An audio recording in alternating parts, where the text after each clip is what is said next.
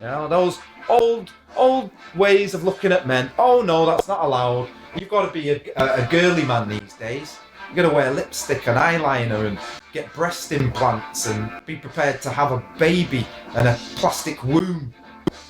You know, and the kids all laugh at you. Dad's Homer Simpson. Oh, mum's the cool one. Mum's the clever one. Oh.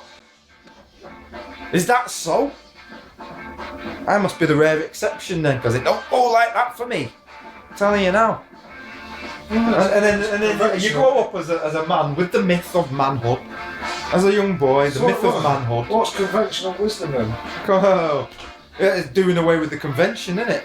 And forming a real opinion based on experience, based on wisdom, based on, you know, knowing that there's loads of con men. The trickster is in the world, and he's there pulling tricks. Or is conventional wisdom what you get taught at the school for fools, isn't it?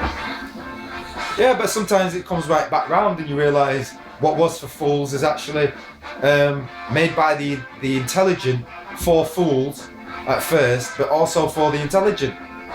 For example, telling your kids to wear a seatbelt because it could save their life.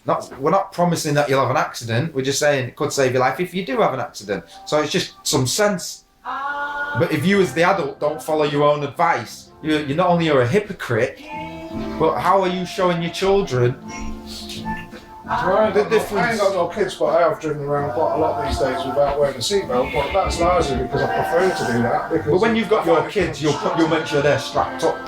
And I actually think it makes me drive more carefully when I drive without a seatbelt. Well, there's that as well. But don't forget, you're only responsible for yourself. Children, it's just so different.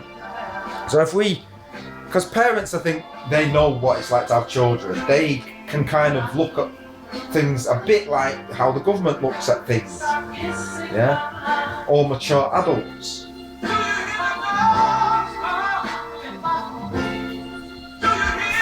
Yeah. That's good.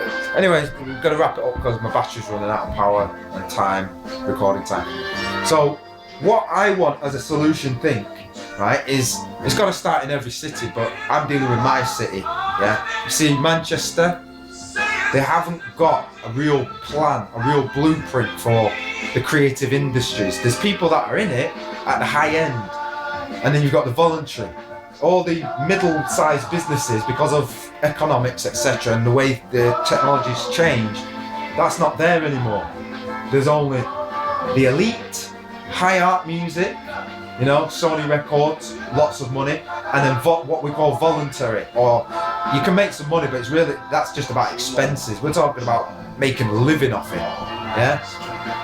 Now, there's going to be no new music if that's not invested in the grassroots. And all the musicians are in the same boat here.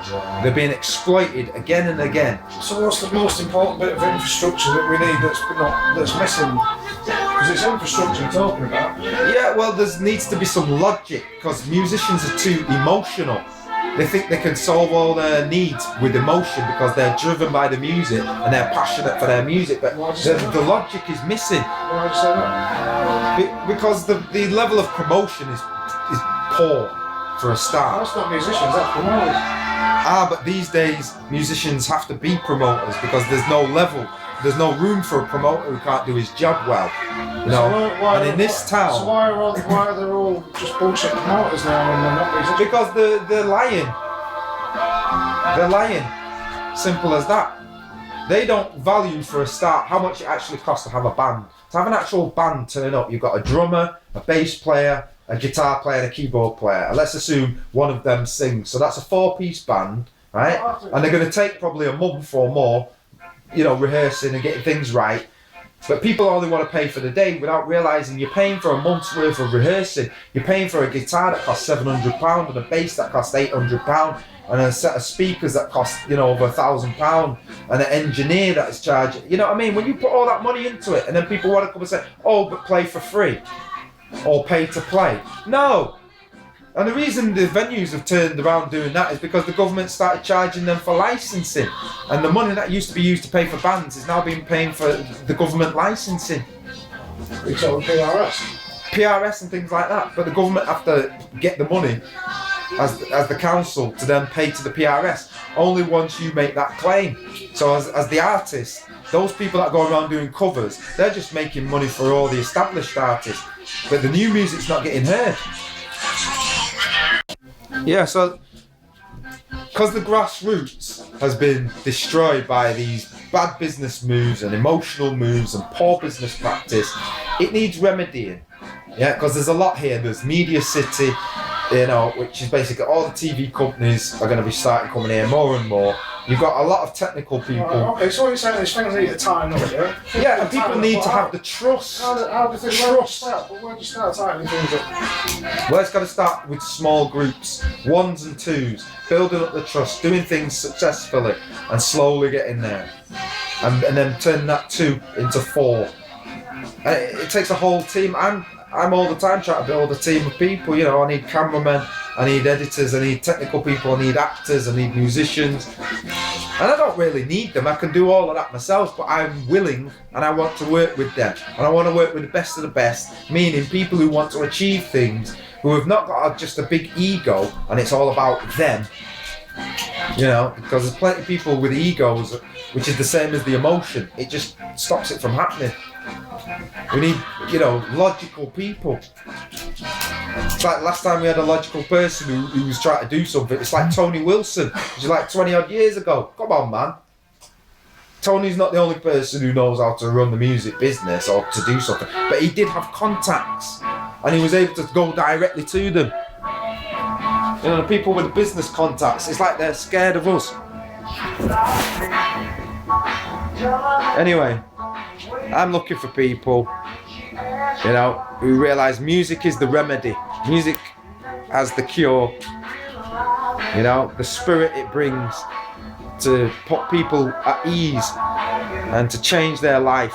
The transformation includes music. Singers and players of instruments shall be there. The transformation is here now, so we're here to make that happen. Who wants to work with us can work with us. You know, we've got lots of ideas and I'm sure they've got lots of ideas and we can do it together. You got anything to add to that before I sign off?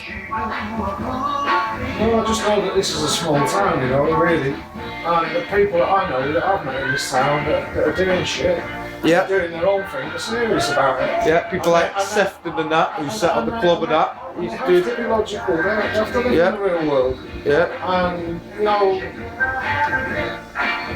I don't know any one of them people that... Well, I'm just talking about not shitting on each other to get the job done. Own, but also, you know, it's like recognising...